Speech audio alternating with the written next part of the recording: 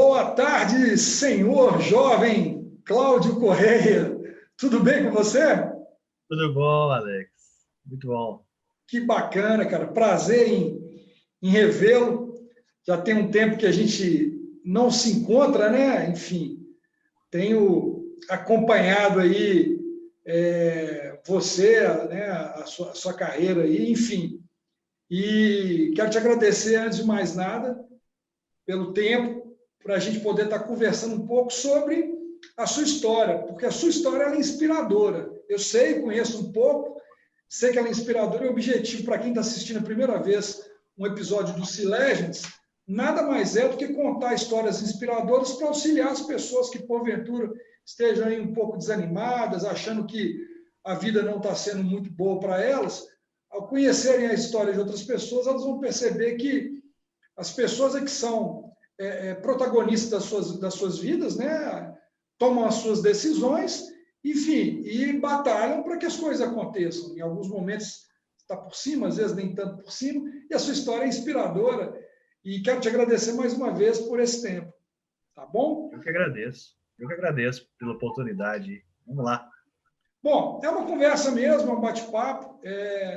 Relembrando, né? Eu te conheci em 2011, quando você... 2010, 2010, 2010, isso. 2010, 2011, enfim, 2010, quando a gente estava lá no início do Business da Ativas, você foi fazer parte lá do nosso time, né, que era capitaneado na época pela Isabela Veloso, né, uma profissional, né, sensacional, uma pessoa fantástica, e fez parte do time dela, e como gerente de produto, né, a gente estava bem no início, desenvolvendo algumas coisas legais lá. Passou um tempo, depois você foi para os Estados Unidos, né? E eu até me lembro que, depois você pode contar melhor aqui, parece que tinha alguma questão de saúde, não sei se sua, da sua esposa, que você falou, cara, eu preciso ir, vou estudar, enfim. Você até me deu um livro um pouco antes de você viajar, que eu gostei demais, O Céu é de Verdade, eu li esse Olha, é livro. mesmo.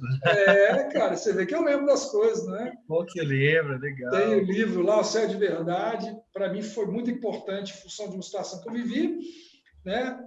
Inclusive, pude compartilhar, né? Dar esse livro de presente para outras pessoas que passaram situações difíceis, né? Aquele livro é um livro de motivação, né? De superação. Sim. Enfim, você foi para os Estados Unidos, de repente, eu vejo que você voltou e você fundou um broker, né? Uma empresa de cloud, né? O OneCloud. Você Isso fundou a mesmo. OneCloud, pô, começou a bombar, eu vi lá, falei, pô, que bacana. De repente, você vai e vende a OneCloud para a Tivit, uma gigante, né, da área de tecnologia. E hoje, olhando, né, o seu currículo, você está com 3 bonés, né? Sei que você é professor de MBA da PUC, sei que você é membro, né, do board de uma empresa, acredito que é um fundo, G2 Capital, não conheço, e você ainda atua como gerente de produtos sendo na Log. Cara, enfim, Isso. então você tem uma história bacana, inspiradora, e eu queria te devolver a bola e falar assim, quem é que é o Cláudio, né? Quem é o Cláudio e como é que foi essa virada? Pô, sai da Ativos do Brasil, vou para fora, e como é que foi? Conta para nós. Ah, legal, cara, legal. Acho que tem um ponto curioso também que eu acho que vale falar aí, que eu trabalho há 20 anos com tecnologia, mas eu não sou formado em tecnologia, né? Eu sou formado em teologia. Então, é uma coisa interessante, assim, né? Eu não tenho formação na área de tecnologia, apesar de sempre trabalhar com isso. Eu tenho um curso técnico, né? Eu formei em eletrônica, técnica eletrônica, foi aí que eu entrei, lá atrás, na Itautec, como técnico eletrônica, né? Então, para motivar mesmo aí quem está começando, saber que eu comecei mesmo dando manutenção em computador, né? Trocando fonte, memória, consertando caixa eletrônico. E aí eu fiquei na Itautec esse grande período, assim, no início da minha carreira como técnico eletrônica. E no meio do tempo eu fui estudando, né? Me formei, como eu disse, em teologia, mas sempre trabalhando na área de tecnologia.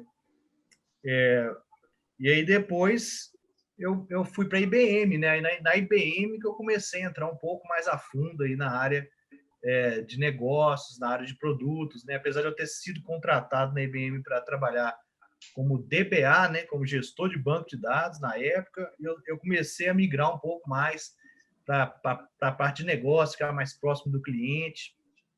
E da IBM que eu fui para Ativas, né? A gente estava, naquela época, a IBM era uma vitrine, né? A gente estava aqui crescendo e Ativas também crescendo, e me juntei ao time da Ativas e foi realmente uma revolução na minha vida ter entrado na Ativas, né? Entrado naquele momento que a gente estava junto lá, construindo o portfólio de produtos da empresa, e foi uma coisa fantástica assim para mim, sabe?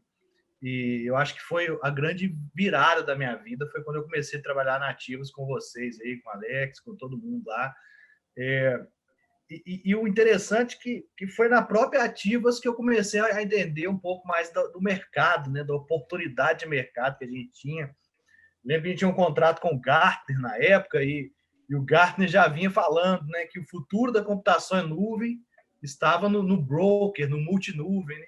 E a gente estava começando a falar em computação em nuvem, entender o que era isso, e o Gartner lá na frente já falando que em breve as pessoas iriam usar, as empresas iriam utilizar mais de um provedor, né?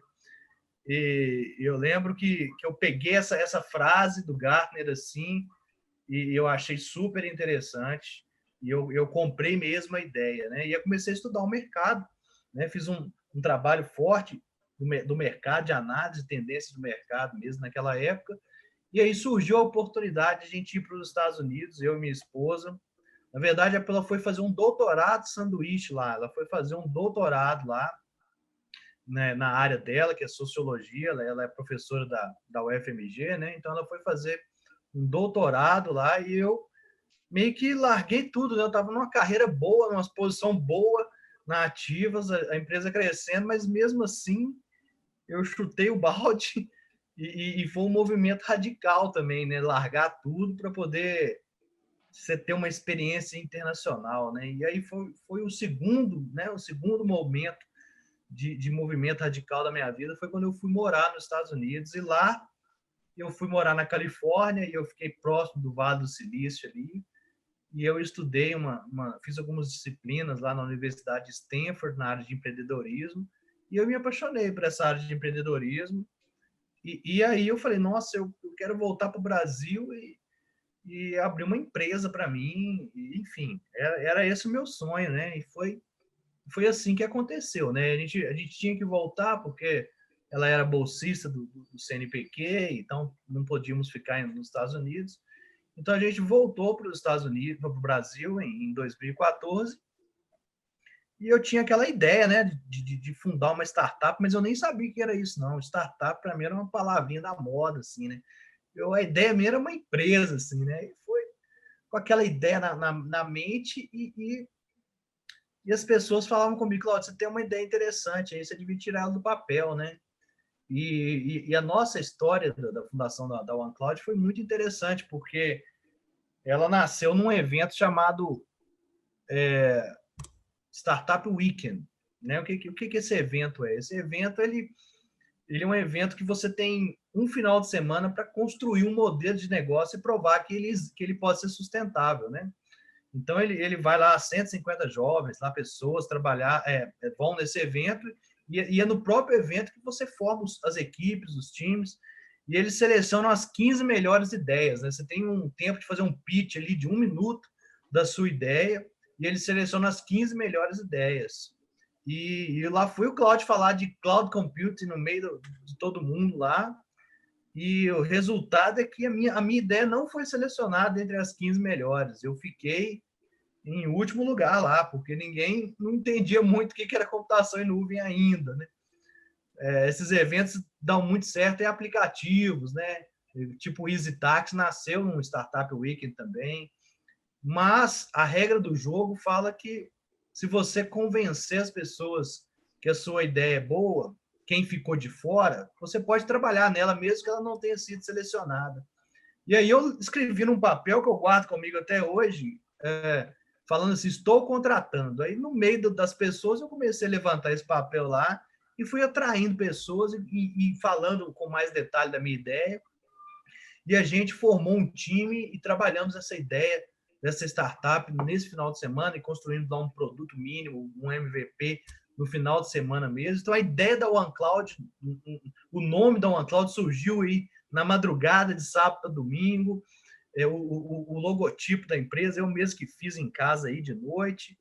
E a ideia era ser uma espécie de busca-pé de serviço de computação em nuvem, né? Então, a gente ia fazer comparação, busca e comparação de serviços de vários provedores num lugar só, e a gente construiu esse MVP e conseguimos mostrar esse negócio funcionando no domingo, e o resultado é que a gente ganhou o evento, a gente ficou em primeiro lugar. Então, uma ideia que nem tinha sido selecionada, a gente ganhou em primeiro lugar e já ali já trouxemos nosso primeiro cliente, que foi a Samba Tech ali, do Gustavo Caetano, e tudo num final de semana.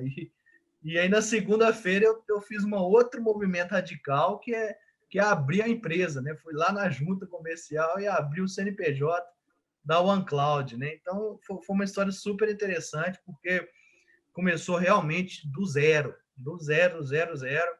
E aí, fundei a startup, já trouxe meu sócio para trabalhar comigo ali assim, mas tudo sem dinheiro, com dinheiro do bolso.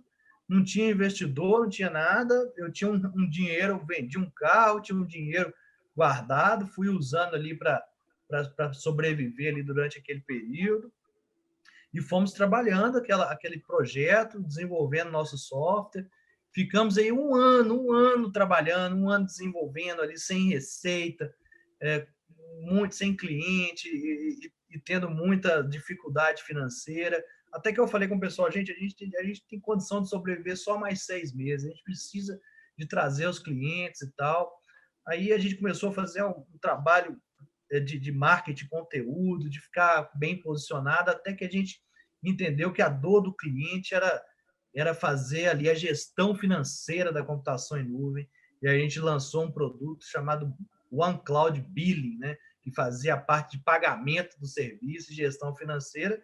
E aí veio nosso primeiro cliente, um ano depois, pagando ali R$500 por mês, mas a OneCloud cresceu tanto que a gente fechou o ano de 2015 assim, com um faturamento de R$1.200.000, de 0 clientes para 80 e poucos clientes, B2B, e isso chamou muita atenção do mercado, da mídia. Então a startup realmente começou a escalar, e aí veio a Tifft, como você falou, primeiramente querendo fazer uma parceria, e essa parceria acabou virando um namoro, um casamento, e eles adquiriram aí a nossa empresa, e a gente foi trabalhar como executivo de uma unidade de negócio da OneCloud dentro da Tifft, né? E aí fiquei lá esse tempo, tinha um contrato com eles lá de 4 anos, e aí agora eu terminei esse contrato agora em 2020 e falei, tem 2 caminhos, ou eu empreendo novamente, é uma coisa que eu gosto muito, ou eu vou empreender dentro de uma grande startup, que foi a minha ideia. Então eu optei por trabalhar aí na Log como gerente de produtos da Log, que é uma startup unicórnio aí que está crescendo muito, principalmente nessa época aí de pandemia, de crescimento do e-commerce.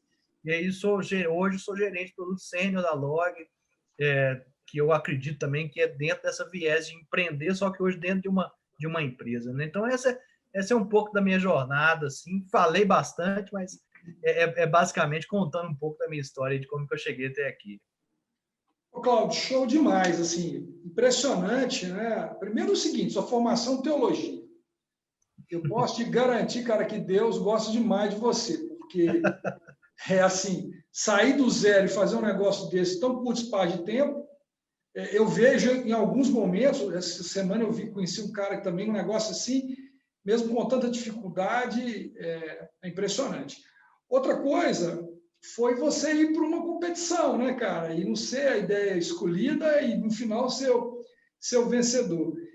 E a terceira coisa, cara, é assim, como eu trabalhei com você, eu posso falar, cara, que eu nunca enxerguei aí uma incompetência minha, enfim, eu não enxergava em você de forma nenhuma, cara, esse perfil, e isso ficava mineiramente falando, matutando na minha cabeça. Cara, eu trabalhei com esse cara, esse cara fez um negócio desse brilhante, como que eu não enxerguei que esse cara tinha esse potencial? Sempre me perguntei isso, né?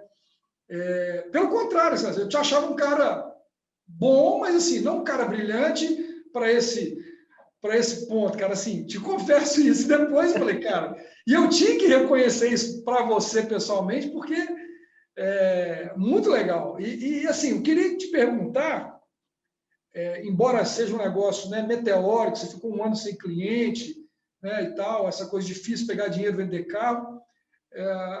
Cara, quais foram as principais dificuldades? Assim, quais foram as porradas que vieram, que você falou assim, cara, agora eu vou desistir, e, cara, você foi para cima e não desistiu, ou não aconteceu isso? Foi sempre tranquilinho, assim? Não, acontece isso todo dia, na verdade, né? Todo dia a gente brinca que a vida de empreendedor é acordar rico e dormir pobre, né? Sempre. Você sempre tem um desafio ao longo do dia, né? E eu acho que o mais difícil foi provar que o modelo de negócio era viável, né? Porque a gente falava que... Eles falavam assim, mas você tá doido? Quem que vai querer usar multinuvem hoje? Né? Multinuvem não faz sentido nenhum.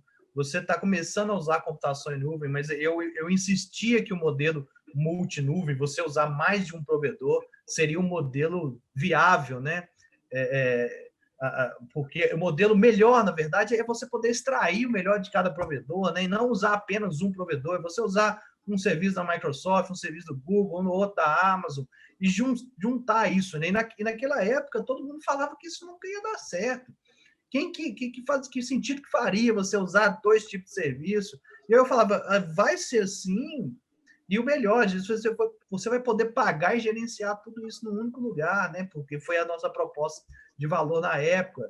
Então, assim, convencer o mercado que era possível de alguma coisa que não existia ainda, foi a coisa mais difícil, né? Foi o grande desafio, né? A inovação está aí, né? A inovação está aí. Mas eu tinha por trás ali um estudo de mercado bem forte. Então, a dica que eu dou para quem vai empreender é estudar o mercado, estudar as tendências, né? Porque quando você tem ali, quero empreender na área de pet shop, mas eu nunca li nada sobre pet shop.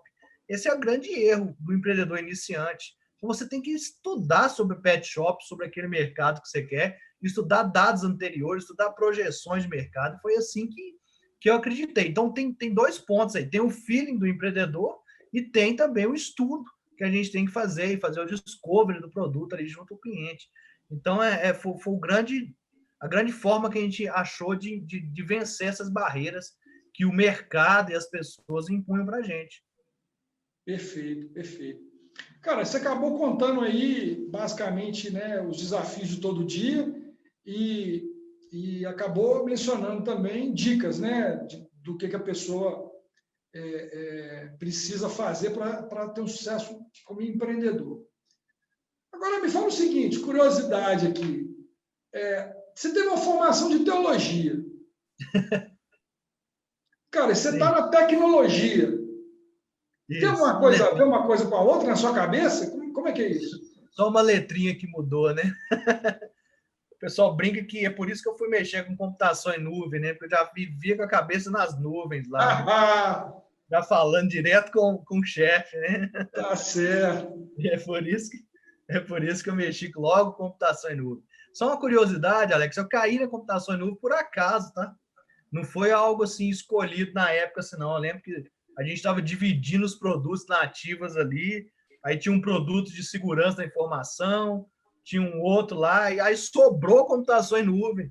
Aí tava lá eu e mais o Fabiano. Me fugiu o nome das pessoas, Juliano, e teve Fabiano. E aí tava lá a gente dividindo as tarefas e ia falar, toma isso aqui para você. E aí eu peguei aquele negócio e me apaixonei por tudo isso, né? Então, foi super curioso. Mas a teologia, ela me ajudou a fazer esse link entre, por incrível que pareça, eu tenho um professor que dizia que teologia é antropologia. Teologia é o estudo não só de Deus, mas do homem, como o homem se relaciona com a fé e com o outro, né? E com o outro ser humano, né?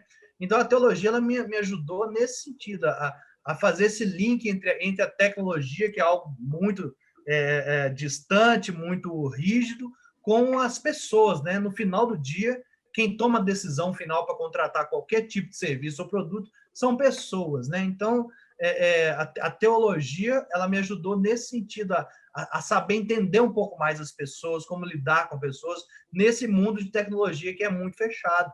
E o curioso, assim, que o meu último cargo lá na Tivit era evangelista de nuvem, né? Cloud Evangelist. Então, eu já fazia o processo de evangelização ali, usando as técnicas de evangelização que a gente aprende na faculdade. Então foi muito bom nesse sentido, sabe? Porque na faculdade a gente aprende mesmo técnicas de oratória, técnicas de convencimento, né? A homilética, que é como você falar em público.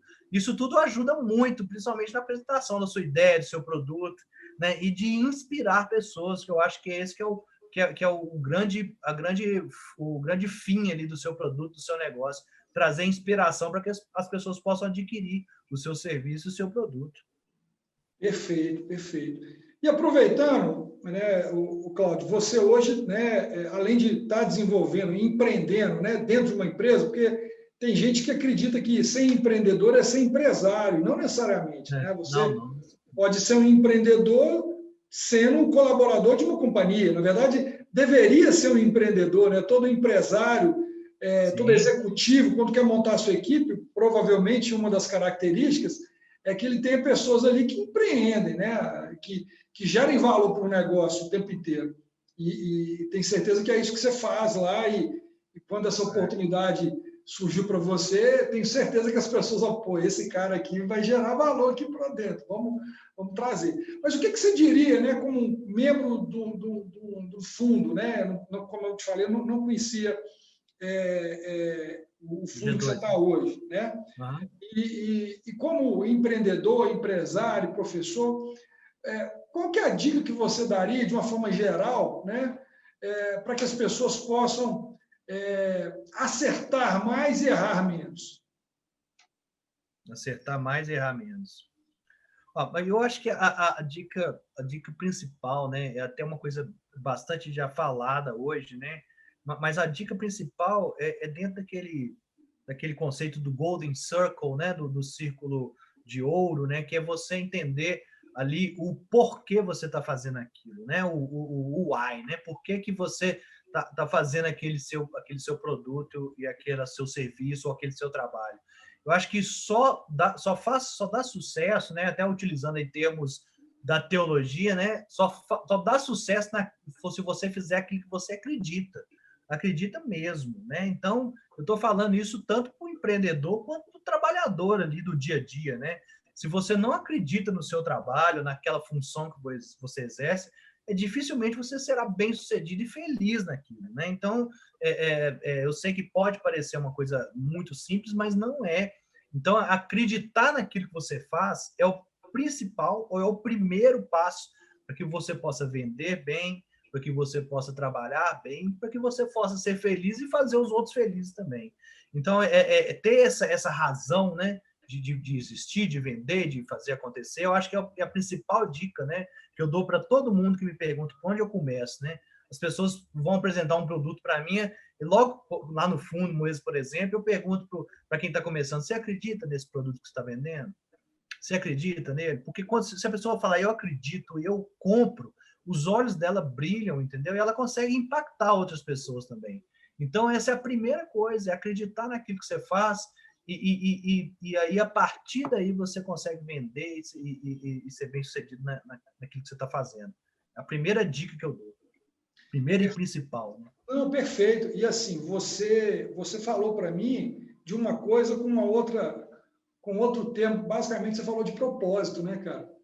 A pessoa tem um propósito, né?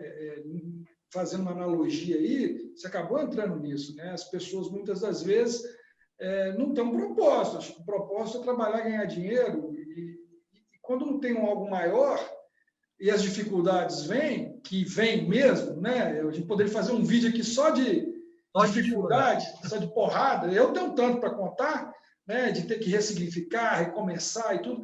Mas sem o propósito não faz sentido, né, cara? Não faz sentido. E para finalizar, porque a conversa é boa, mas eu fico de olho no tempo, existe uma frase que todo mundo conhece, mas eu acho que o autor é desconhecido, que é aquela que as palavras convencem, mas os exemplos arrastam, né? E a ideia desse programa, eu vou chamar de programa, né, de Sea Legends, foi exatamente isso que eu falei para você. Trazer exemplos, né, para que as pessoas possam ser inspiradas e arrastadas, não simplesmente por uma frase que ela viu e sabe lá de quem que é, mas escutar uma história que possa inspirá-la. Você contou a sua história, mas assim, você teve inspiração? Assim, cara, me inspirei em Beltrano, me inspirei em Ciclano, ou quais foram, quem foram as inspirações que você fala assim, cara, ali para mim foi importante ver aquilo ali, porque aquilo ali me inspirou. Ou não, ou você fala, cara, a inspiração... Sim, eu vou falar o seguinte, pode ser meio clichê o que eu vou falar, mas a minha inspiração foram meus pais. Os meus pais vieram da roça, né? Vieram mesmo criados na roça, nascidos e criados na roça, e os meus pais sempre foram empreendedores, né? Eles sempre empreenderam em alguma coisa. E eu não me lembro assim do meus pais dependendo assim de trabalhar no modo tradicional, sempre trabalhando ali em alguma coisa, criando alguma coisa, mas de uma forma muito difícil, né? Todos os negócios dos meus pais faliram, todos os negócios que eles empreenderam não deram certo, né? Então foi tudo com muita dificuldade, mas eles me inspiraram a criar algo que fosse de sucesso. Né? As falhas que eles tiveram foi um aprendizado para que eu pudesse falhar menos na vida, né? Então, eu acho que a grande inspiração para que eu pudesse empreender em criar ações foram os meus pais, né? Até hoje são os meus pais. E aí mostra também que nem sempre você vem de uma criação de sucesso, né? Porque no meu caso, os negócios dos meus pais foram de insucesso. Mas aí eu fui trabalhando para que eu pudesse ter uma história diferente e poder beneficiar eles também de alguma forma com o meu sucesso.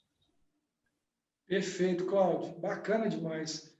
Bom, quero te agradecer mais uma vez seu tempo, né? Eu sei que você está na semana aí do Black Friday, apertado aí para parar, né? A gente, enfim, já tinha agendado e agendamos de novo, mas eu quero te agradecer demais, dizer que é uma história inspiradora, para mim é inspirador escutar isso. Fico feliz de ter conhecido você ao longo da carreira, né? Enfim, participado da minha história também. Participado, ganhar de um livro Céu é de Verdade, do teólogo, né? Bom você ter lembrado. Que bom, que bom. Acho que muito obrigado. Como é que é? Eu tenho ele aqui. Está aqui, ó. Esse aí. A turma vai ficar curiosa de saber que livro que é esse, né? Tava fácil aqui, tava na mão aqui na minha estante. Fizeram um filme depois, mas eu achei o filme muito fraco comparado ao livro. Não, o livro é melhor. Legal. Mas, cara, obrigado demais, viu? Um abração. Eu que agradeço. Um abraço também. Até mais. Tchau, tchau. Tchau.